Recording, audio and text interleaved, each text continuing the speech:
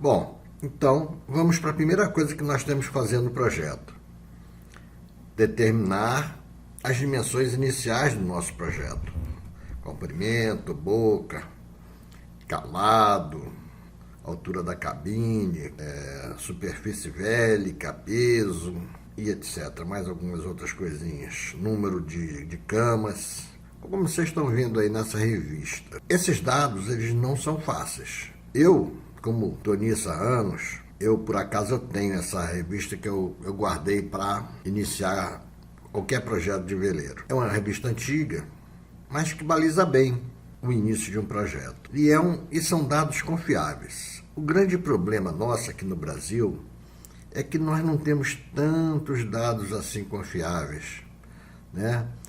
Às vezes as pessoas que fazem a propaganda, que informam, muitas vezes não têm o conhecimento técnico, ou se enganam, ou não têm dados suficientes do projetista para apresentar.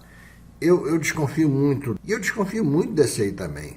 A desconfiança em dados para iniciar tem que ter, mas não tem problema, porque a gente já viu como lá no free ship, né? Eu comecei com um barco propositadamente com uma boca pequena e nós chegamos à conclusão depois que tinha que aumentar, e aumentamos, etc.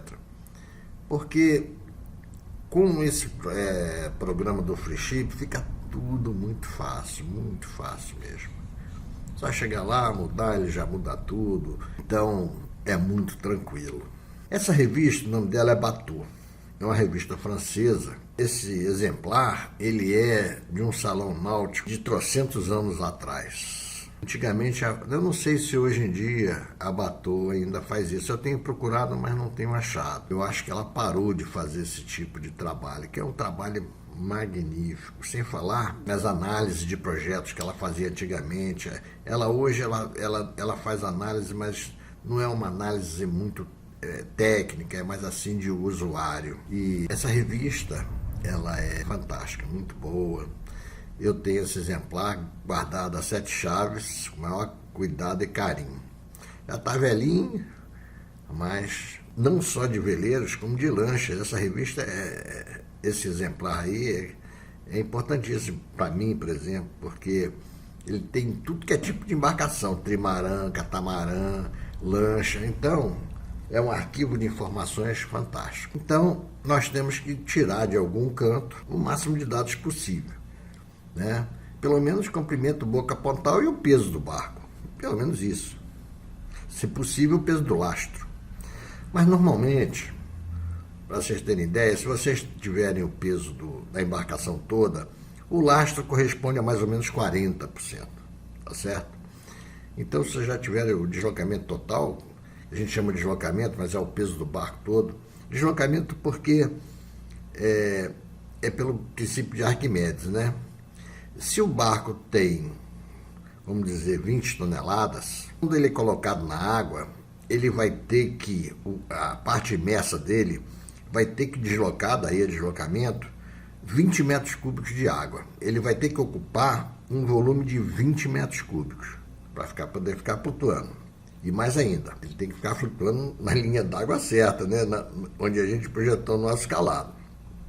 Então, o nosso volume do barco, ele tem que, abaixo da linha d'água, se ele tem 20 toneladas de deslocamento, o volume abaixo da linha d'água tem que ter um volume de 20 metros cúbicos. É bom em unidades métricas, porque é 1 para 1, né?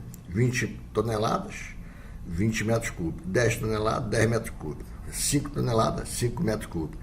Então fica fácil. O free ship calcula esse troço todo aí em 1 segundo. Você acabou de escrever, ele já calculou tudo. Bom, então o primeiro passo é esse aí, e é necessário vocês terem vamos dizer assim, um arquivo. Eu vou no último capítulo, eu vou deixar uma série de adendos, e eu vou tirar várias fotografias dessas páginas aí, sabendo que não são barcos extremamente modernos.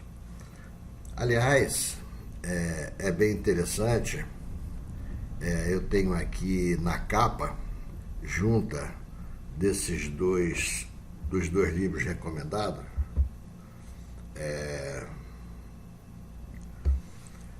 o barco mais tradicional do lado esquerdo, que é a Aerodynamics of Sailing do Marchage, um barco mais antigo, de popa fechada, e temos o barco mais moderno, esse projetado pelo Larson e Eliasson. Esse barco, inclusive, do Principal Yacht Design, ele foi construído e ele tem umas características bem interessantes, modernas. Os barcos modernos assim maiores estão saindo assim desse tipo, até os menores mesmo estão saindo assim, né? Você pode ver barcos menores aí, 20 pés, 22 pés, já tem essa popa largona, aberta assim. E são barcos mais modernos. Agora, existe um motivo pelo qual se fazia barco como do lado esquerdo. Mas a gente vai chegar a comentar isso tudo aí. E quando se fizer um projeto de um barco como esse tipo do lado direito, é necessário ter muito cuidado no projeto do barco com ele inclinado.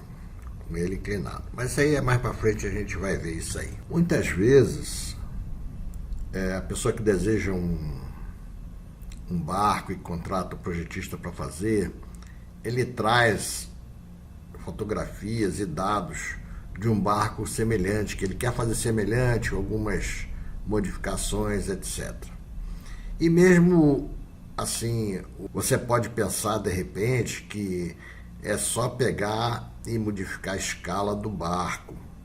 Por exemplo, se você tem um barco muito bom, com 10 metros, mas você quer fazer um de 8 metros parecido, e você sabe que o barco é bom e você tem muitos dados sobre ele, quer fazer aquele barco,